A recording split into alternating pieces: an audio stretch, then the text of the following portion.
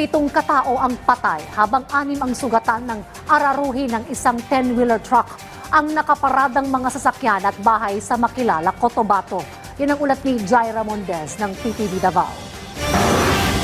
Hindi inasahan, nahahantong sa malagim na pangyayari ang normal lang sana na araw sa National Highway, Barangay Malasila sa Makilala, Cotabato Province. Ito'y matapos araruhin ng isang 10-wheeler truck ang mga nakaparadang sasakyan at mga motorsiklo malapit sa isang paaralan. Nadamay pa ang isang bahay malapit dito.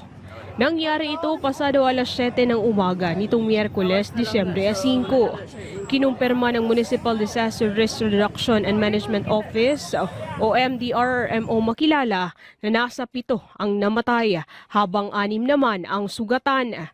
Isang person with disability na nasa loob ng inararong bahay at isang kindergarten pupil at mga magulang nito na ihahatid lang sana sa paaralan ang anak nang mangyari ang trahedya. Matay sa kuan sa may eskwelahan banda duha. Okay. Mantiayon tulo. Man rider sa 10 wheelers og ang balay katong PWD. Ito tanan ma'am. May kargang mga sako ng abono ang truck nang bigla umanong nawalan ng preno.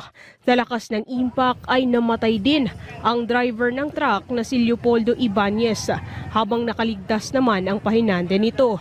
Napag-alaman na mula Davao City ang truck at papunta sana sa Kidapawan City.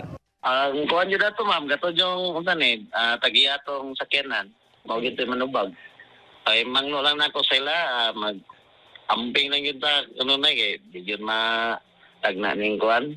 Disgrasya di sa kadalanan.